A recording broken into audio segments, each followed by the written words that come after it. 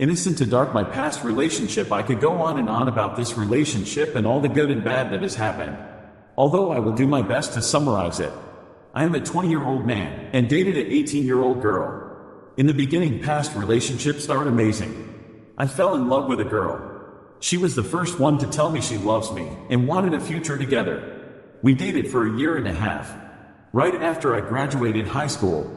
Though over time she started to become more and more obsessive, always checking my phone accusing me of cheating. When in reality I caught her many times and began to distrust myself because I didn't want to believe it and she would give me some odd excuse to believe.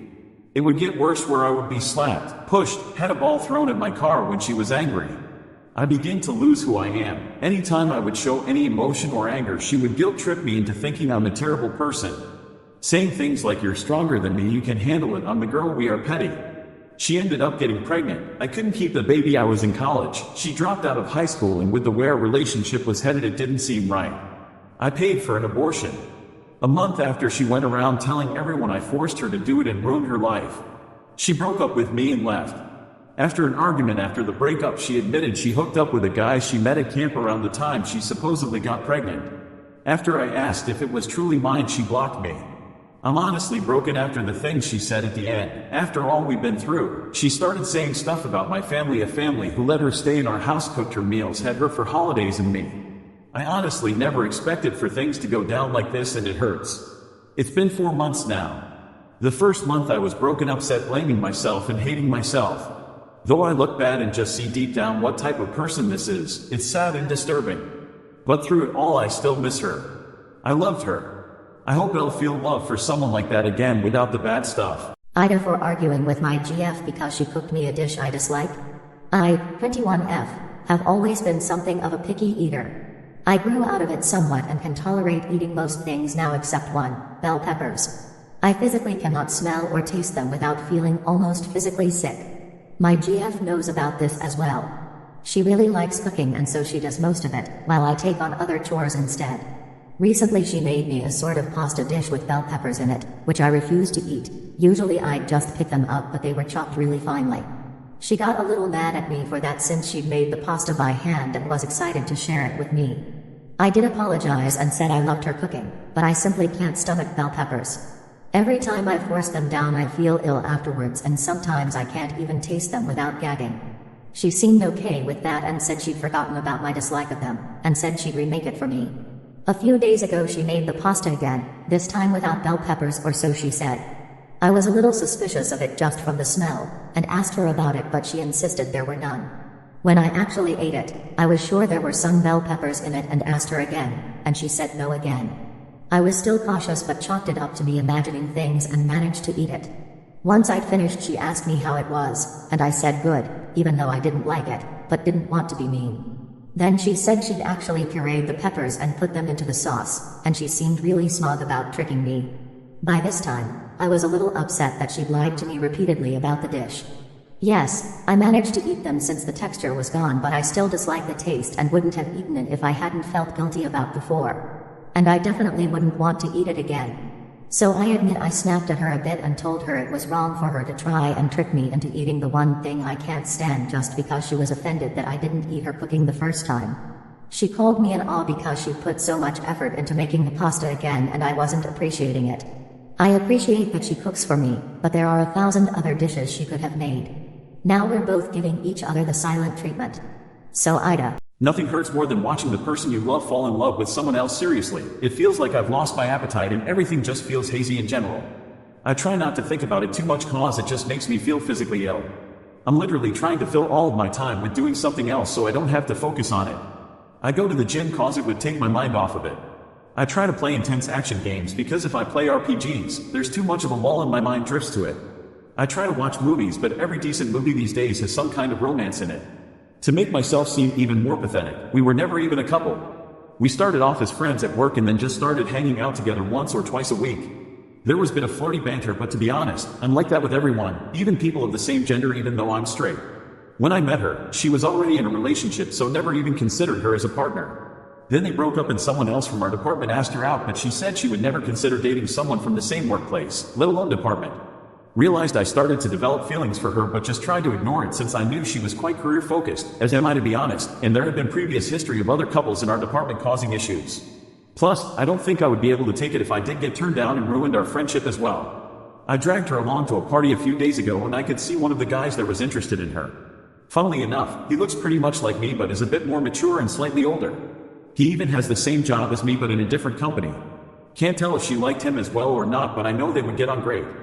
They're going out as friends tonight, but I suspect the guy would ask her out for an actual date later. They're quite compatible, so I know I should be happy for her, but I still feel like shit.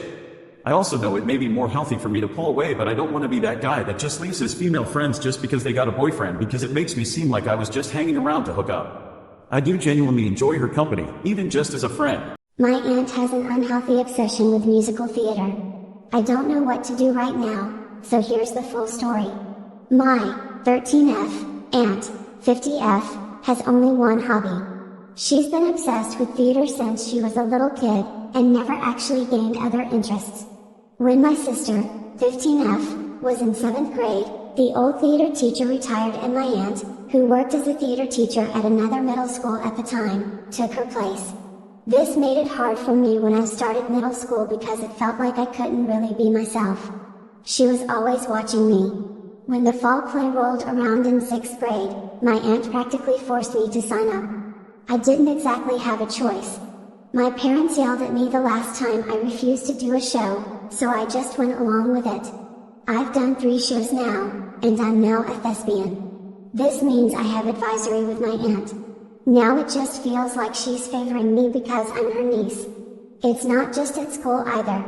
Family reunion? We're talking about theater. Christmas with my aunt? We're talking about theater. Painstakingly long road trips? We're talking about theater. It feels like theater's the only thing my aunt knows how to talk about, and she also doesn't know how to listen to other people. I don't know, I'm just tired of musical theater and being forced into shows. And now that 6th graders are looking up to me, I know they're expecting me to do the next musical too. What do I do? Ida, for not wanting my husband to donate sperm for my sister. I'll try to make it as short as possible. Me and my husband wanted biological children, but I work a high-intensity job with no vacation time. If I am away for a long time, I can lose my position. For this reason, we asked my sister if she would agree to be a surrogate, for a certain amount of money. She agreed and my egg was used for fertilization, because as I said before, my husband and I only want biological children. That was 4 years ago. Now I have a beautiful son. My sister originally didn't want kids or a relationship. But lately she's been considering the idea of being a single mom. The problem is that she needs a sperm donor, but doesn't want to use one from a random stranger. So she asked if my husband would agree to her using his. He hesitated and finally said he would leave the final decision to me. I immediately said no. I do not feel comfortable with me or my husband being the biological parents of any child other than ours. Also, she might cheat on him at some point and ask for child support. When she heard this, she called me some choice words and said she didn't realize I was such a hypocrite. I told her to get out of my house. I miss my old hospital nurse job.